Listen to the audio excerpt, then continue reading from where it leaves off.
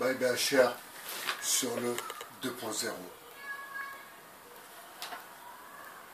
Quand je me lève à l'aube naissante, la magie est toujours la même. J'entends les oiseaux qui, eux, glorifient le bon Dieu. J'entends leurs chants qui me redonnent beaucoup d'espoir et de courage. Je commence ma journée par une remise en question de ma nuit. Comment s'est-elle passée? Qu'ai-je appris durant celle-ci? Car forcément, il y a beaucoup de choses qui se passent pendant la nuit. Il y a beaucoup de paramètres qui font que la nuit n'est pas là pour rien. Certes, elle est là pour nous permettre de nous reposer, mais elle est là aussi pour que l'on puisse y attraper les messages que le Tout-Puissant nous envoie durant celle-ci. Tous les matins, le train-train est quotidien. J'ouvre les yeux, me rends compte que je suis toujours en vie et cela me donne encore la force de perdurer dans cette journée qui s'amorce. Je commence par me rendre devant mon lavabo et me laver les mains jusqu'au coude, ensuite me laver le visage 3 fois, ainsi que les pieds. Les premiers mots que je prononce sont Bismillah, au nom de Dieu. Ensuite, c'est Allah Akbar, que Dieu est grand.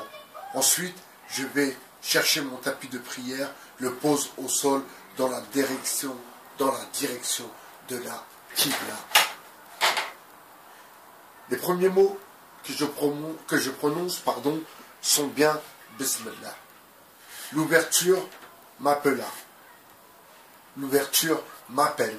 Je récite la Fatiha, la première sourate du Coran, et je pose 2 fois mon front au sol dans l'exécution de cette prière matinale.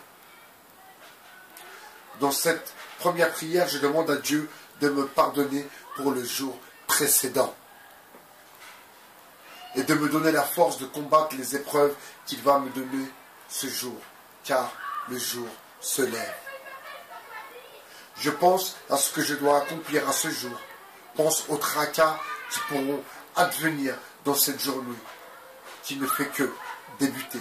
Et j'avoue que pour le moment, il écoute et répond à mes offres et à mes attentes.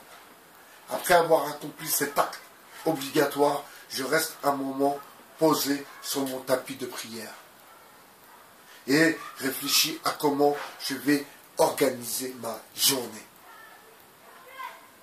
Et de là commence le tri avec ce qu'il y a de bon et ce qu'il y a de mauvais. Réfléchis à mes songes nocturnes. Où dois-je comprendre quelque chose? Où il y a quelque chose à comprendre? Car il y a toujours quelque chose à comprendre pour ceux qui sont dotés d'intelligence. Pensez-vous que la nuit ne sert à rien? Juste à se régénérer? Faux. La nuit est l'une des plus grandes remises en question. Car dans la nuit, ton esprit voyage. Ton esprit te rappelle que la nuit et le jour sont 2 choses bien distinctes. Le jour, tu vis, tu ris, tu pleures. Vous avez déjà pleuré ou rigolé la nuit? Oui. Preuve que la nuit ne sert pas juste à nous régénérer. Je sais que j'arrive à un âge bien particulier, que l'âge dans lequel je commence à pénétrer comme le jour dans la nuit. Et l'âge où les grandes décisions se prennent. Et ce n'est pas qu'une histoire de destinée. Trop simpliste serait l'histoire si nous devrions mettre tout sur la destinée.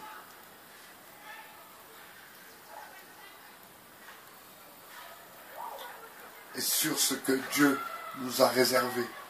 Enfin, pour vous qui êtes doués d'intelligence, réfléchissez un peu.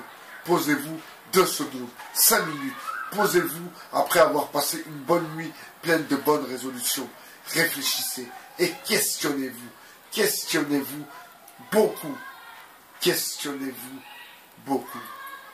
40 ans, l'âge où le prophète de l'islam, paix et prière et bénédiction sur lui, a reçu le message, mes amis.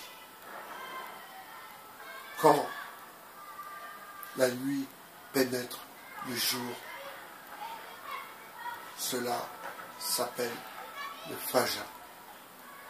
Je vous souhaite une bonne journée sur les 2.0. Merci mes amis. Ciao.